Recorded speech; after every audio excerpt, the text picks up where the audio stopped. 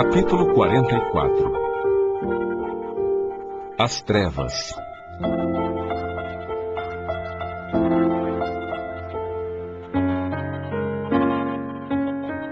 Enriquecendo as alegrias da reunião, Lísias deu-me a conhecer novos valores da sua cultura e sensibilidade.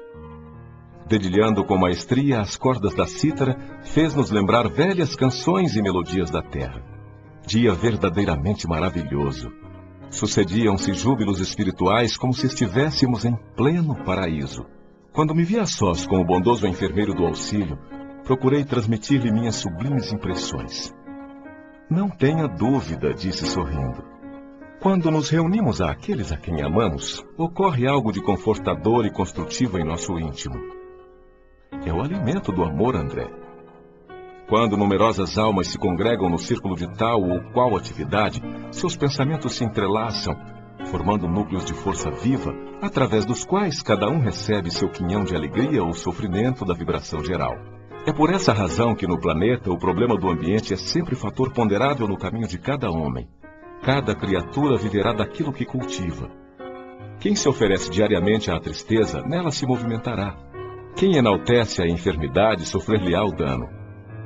Observando-me a estranheza, concluiu: não há nisto mistério, é lei da vida, tanto nos esforços do bem como nos movimentos do mal.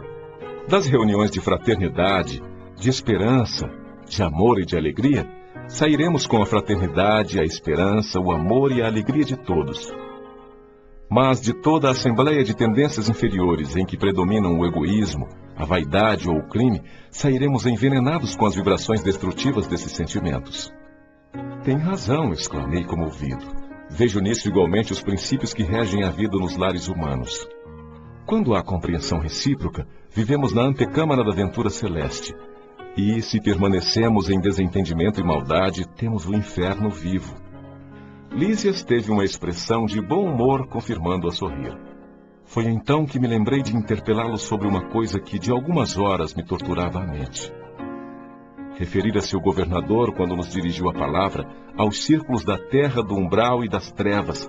Mas, francamente, não tinha eu até então qualquer notícia deste último plano. Não seria região trevosa o próprio umbral, onde vivera por minha vez em sombras densas durante anos consecutivos? Não via nas câmaras numerosos desequilibrados e doentes de toda a espécie, procedentes das zonas umbralinas? Recordando que Lísias me dera esclarecimentos tão valiosos da minha própria situação no início da minha experiência em nosso lar, confiei-lhe minhas dúvidas íntimas, expondo-lhe a perplexidade em que me encontrava. Ele esboçou uma fisionomia bastante significativa e falou: chamamos trevas às regiões mais inferiores que conhecemos. Considere as criaturas como itinerantes da vida. Alguns poucos seguem resolutos, visando ao objetivo essencial da jornada. São os espíritos nobilíssimos que descobriram a essência divina em si mesmos, marchando para o alvo sublime sem vacilações. A maioria, no entanto, estaciona. Temos então a multidão de almas que demoram séculos e séculos recapitulando experiências. Os primeiros seguem por linhas retas. Os segundos caminham descrevendo grandes curvas. Nessa movimentação, repetindo marchas e refazendo velhos esforços, ficam à mercê de inúmeras vicissitudes. Assim é que muitos costumam perder-se em plena floresta da vida, perturbados no labirinto que tracejam para os próprios pés. Classificam-se aí os milhões de seres que perambulam no umbral.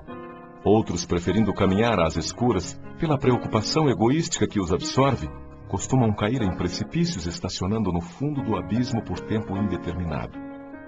Compreendeu? As elucidações não poderiam ser mais claras. Sensibilizado, porém, com a extensão e complexidade do assunto, ponderei. Entretanto, o que me diz dessas quedas? Verificam-se apenas na Terra? Somente os encarnados são suscetíveis de precipitação no despenhadeiro? Lísias pensou um minuto e respondeu: sua observação é oportuna. Em qualquer lugar o espírito pode precipitar-se nas furnas do mal, salientando-se, porém, que nas esferas superiores as defesas são mais fortes, imprimindo-se, consequentemente, mais intensidade de culpa na falta cometida.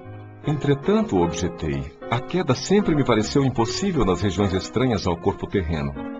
O ambiente divino, o conhecimento da verdade, o auxílio superior figuravam-se-me antídotos infalíveis ao veneno da vaidade e da tentação.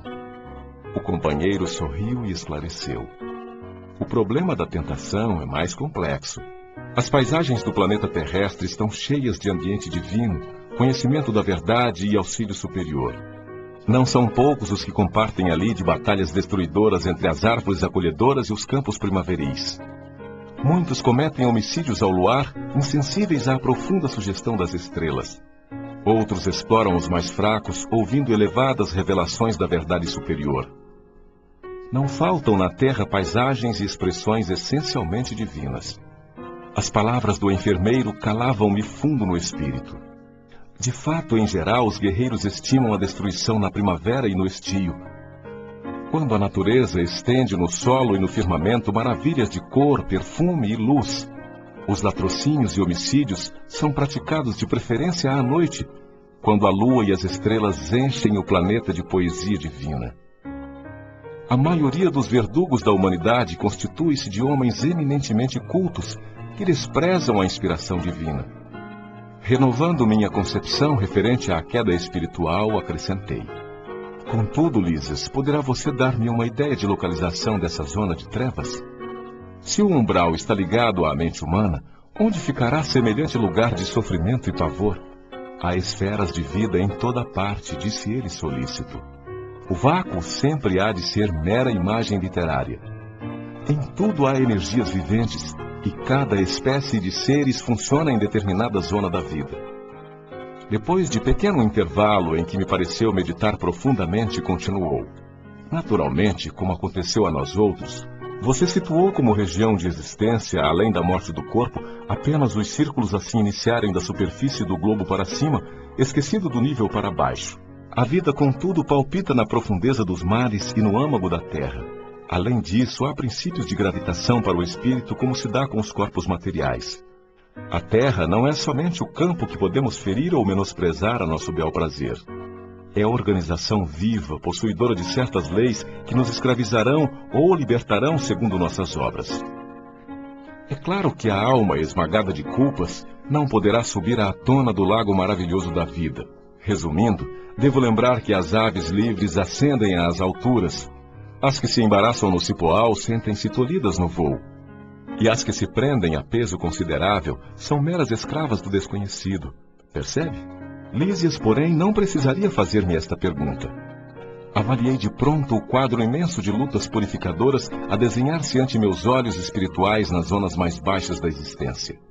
Como alguém que precisa ponderar bastante para exprimir-se, o companheiro pensou e concluiu: qual acontece a nós outros que trazemos em nosso íntimo o superior e o inferior, também o planeta traz em si expressões altas e baixas com que corrige o culpado e dá passagem ao triunfador para a vida eterna.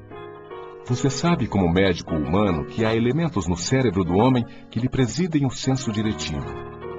Hoje, porém, reconhece que esses elementos não são propriamente físicos, e sim espirituais na essência. Quem estime viver exclusivamente nas sombras, embotará o sentido divino da direção.